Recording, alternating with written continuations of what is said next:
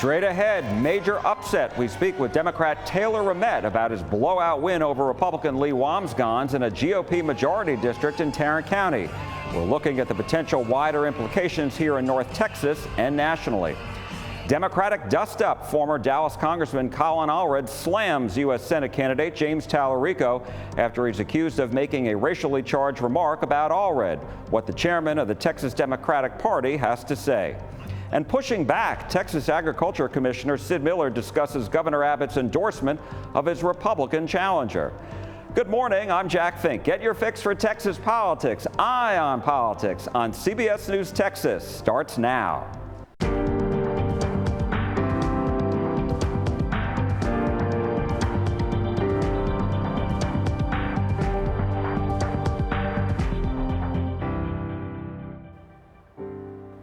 Hello and welcome to Eye on Politics. Hope your Sunday is off to a great start, and we begin with the Democrats' blowout victory in the runoff election of State Senate District 9, a solidly Republican district in Tarrant County.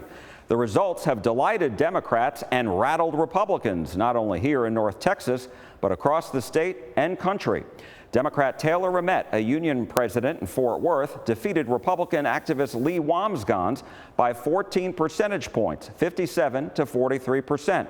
We asked Ramett about his surprise win.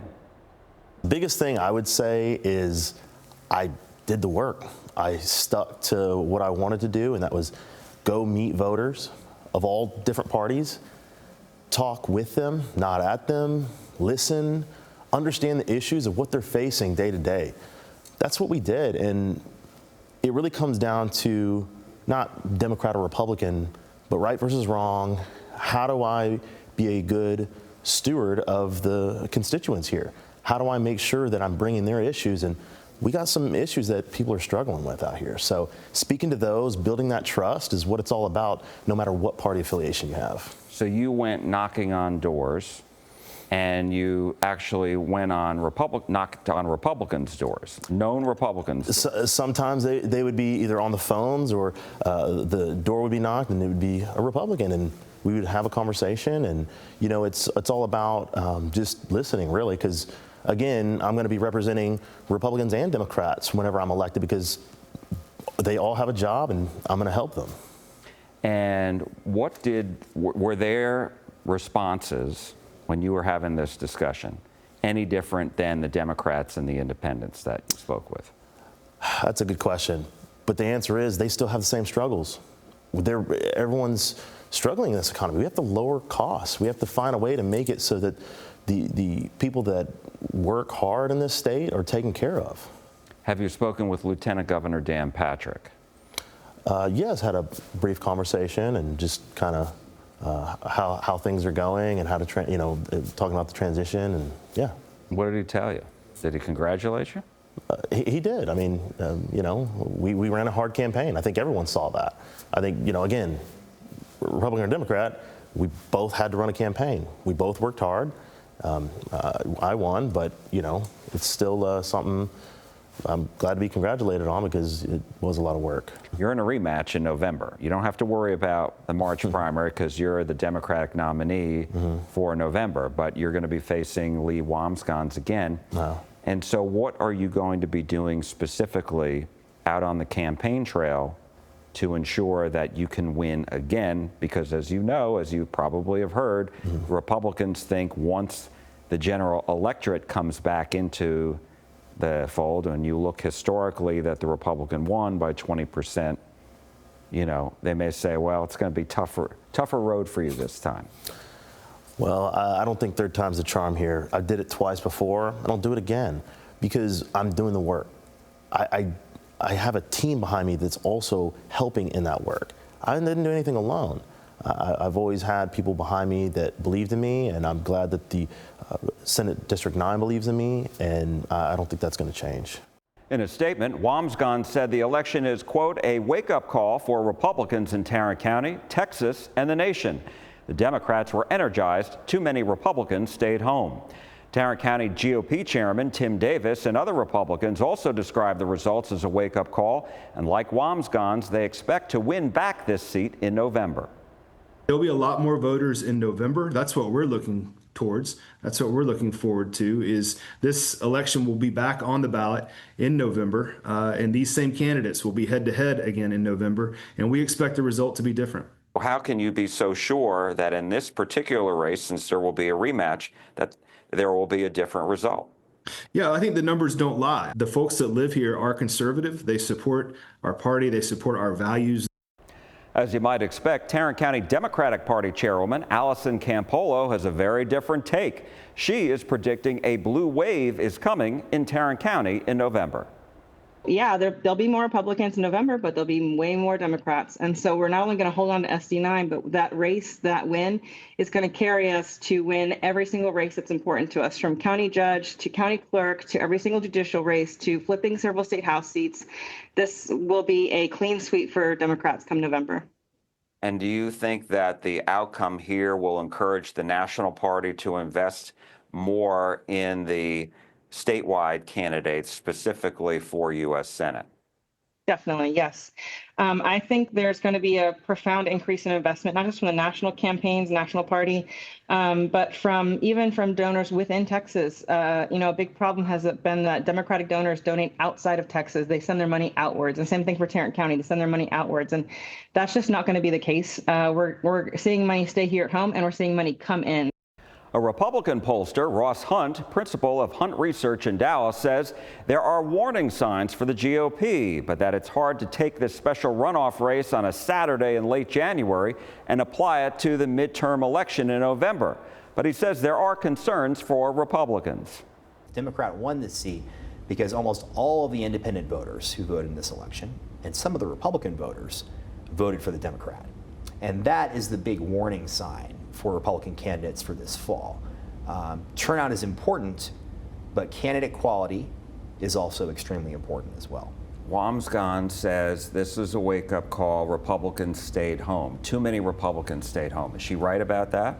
I don't think she's quite right about that. You can never have too much Republican turnout. And we did see a dip in Republican turnout from the first round of this special election in November. In the first round, Republicans and Democrats turned out at equal percentages. And we had two Republican candidates on the ballot then, Mrs. Wamsgans, and then also a candidate named John Huffman. And it could be that many of the voters who came out to vote for Huffman did not come out. Huffman himself, in a recent statement, said that there had been no effort to reach out to the 19,000 voters who had voted for him. So the electorate was 52% Republican to about 36% Democrat. And yet the Democrat is winning 57-43. So you do the math. There were a lot of Republican and independent votes going to Ramet. And why is that? I think it has a lot to do with the candidate not quite matching the district. So this district, Senate District 9 in Tarrant County, is 51% Fort Worth. 51% of registered voters are in Fort Worth. And it's a district which has a large number of working class and middle class voters. In this district, the Republicans' handpicked candidate was from Southlake, the wealthy suburb at the northeastern end of the district, which represents just 4% of the registered voters. And she's an activist who has focused very successfully, but in her career has focused largely on culture war issues and social issues. And so we just had a very poor match between the ethos of the candidate and the nature of the district in this instance. The Tarrant County Democratic Party chair is predicting, she told me she thinks this is a clear indication that there is going to be a blue wave in Tarrant County like we saw in Dallas County back in 2006. You're shaking your head no. No, I saw that. I think she or someone else in the Democratic Party said this is a pattern. This election is a pattern. I mean, a single data point is never a pattern. Again, the turnout pattern does not indicate that Democrats have a surge of enthusiasm. Frankly, in an off-year election, I would expect the party out of power to turn out at a much higher rate than they did. A few days after our interview, Hunt released more detailed findings about the runoff election results. Hunt found between 25 and 33% of Republicans and between 55 and 75% of independents voted for Democrat Taylor Ramet. Lee Wamsgans received more than 8,400 fewer GOP votes in Fort Worth in January than she and another Republican, John Huffman, had combined in November. That's 62% of the GOP margin of defeat. And Wamsgans received nearly 7,000 fewer GOP votes in Keller and Southlake in January than she and Huffman had combined in November. That's 32% of the GOP margin of defeat. President Trump endorsed Wamsgans and urged people to vote for her on various social media posts. Last Sunday, he was asked about her loss. Things like that happen. Does it worry you about the Well, you don't know whether or not it's transferable. I'm not on the ballot. Also last Sunday, President Trump suggested he may make an endorsement in the Republican primary for U.S. Senate after all. I'm giving it very serious thought. My problem is I'm friendly with all of them. Those are the hard ones. I like all of them. All three. But you'll be seeing soon. Okay? They say whoever I endorse wins. That's probably right. The latest independent poll in the Republican primary for U.S. Senate shows the race has tightened up even further. The JL Partners poll shows Paxton, Attorney General for Texas, leading with 27%, and Congressman Wesley Hunt at 25.7%, and Senator Cornyn at 25.5%. 21.7% are unsure.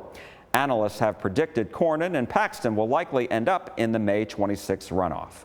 Up next, talk about a split, the dust-up between two big-name Democrats, former Dallas Congressman Colin Allred and U.S. Senate candidate James Tallarico, when Eye on Politics on CBS News Texas returns. Welcome back to Eye on Politics. Now to the big Democratic dust-up between former Dallas Congressman Colin Allred and U.S. Senate candidate James Tallarico. Allred blasted Tallarico after he is accused of making a racially charged remark about Allred. It all started with a TikTok video posted by a Dallas woman named Morgan.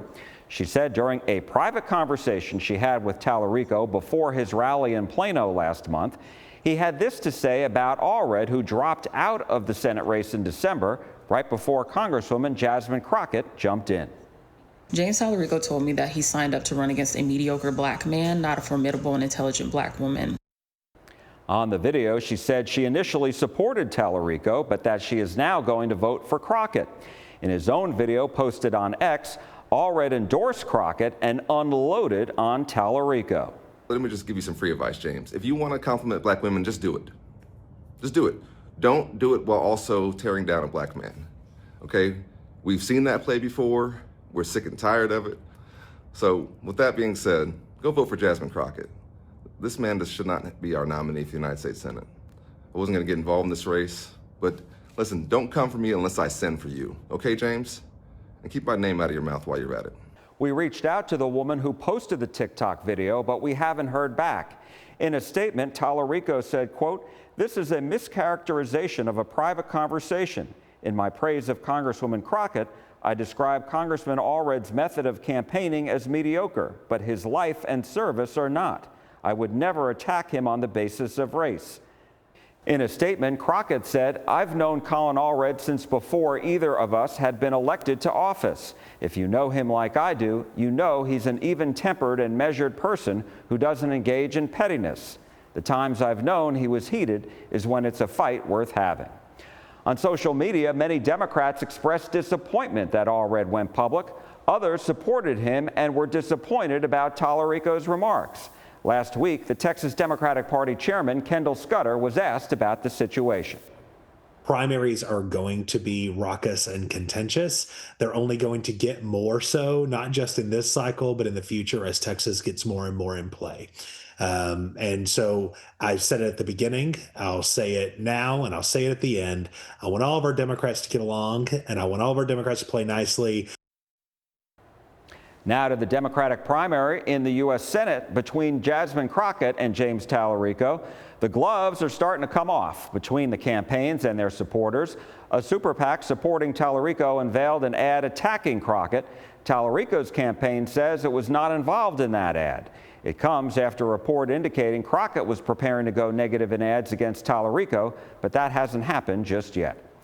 The latest poll in this primary shows the two in a dead heat. The Texas Public Opinion Research poll shows Crockett leading Tallarico by 1 percentage point, 38 to 37%, with 21% undecided.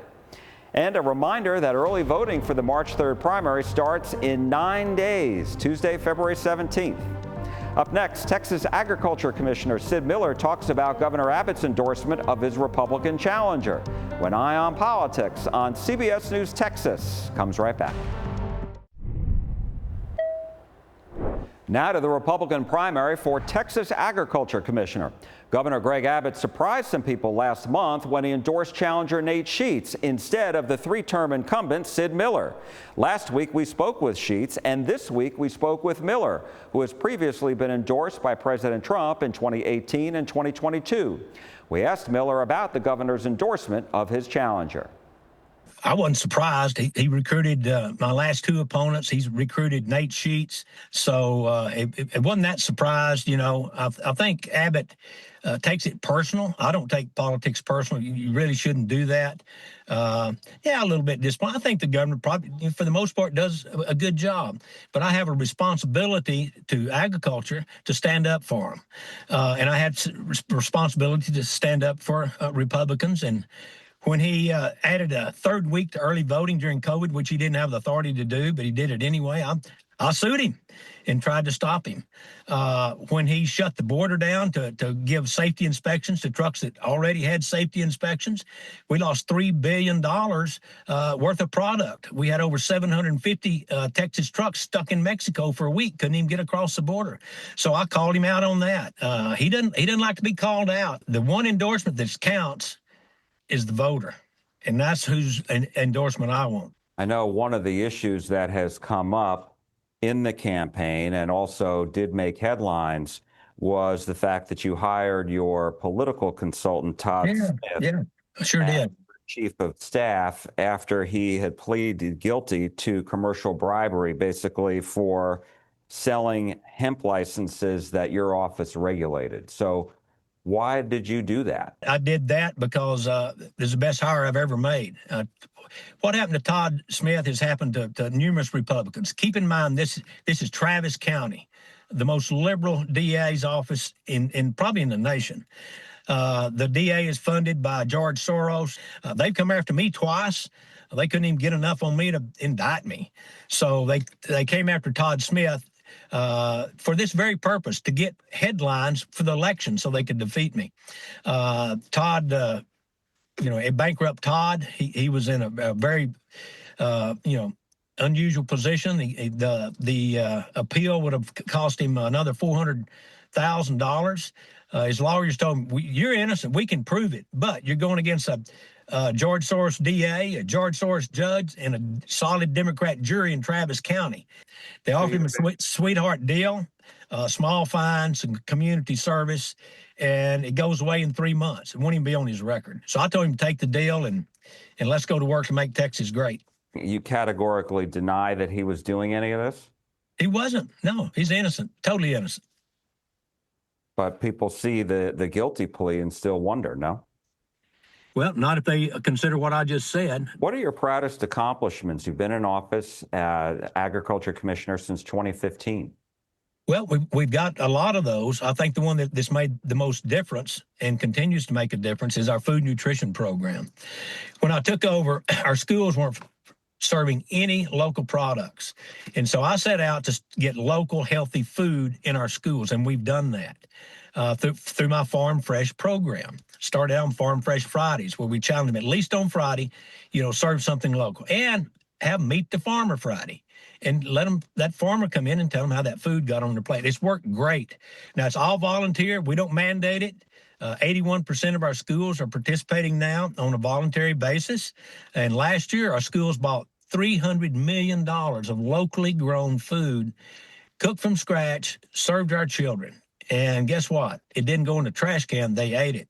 So our taxpayers win because their taxpayer dollars aren't going in the garbage can. Our farmers win because now they've got a new market and get a little bit of a premium. Our schools get a cheaper product because they're cutting out the middleman. So this is a win-win-win. The clock is ticking toward another funding deadline for the Department of Homeland Security. Democrats have a list of demands to change how ICE operates. Sarah Jenkins has the brief. Senate Republicans are rejecting a list of Democratic demands to rein in ICE, including, quote, new guardrails.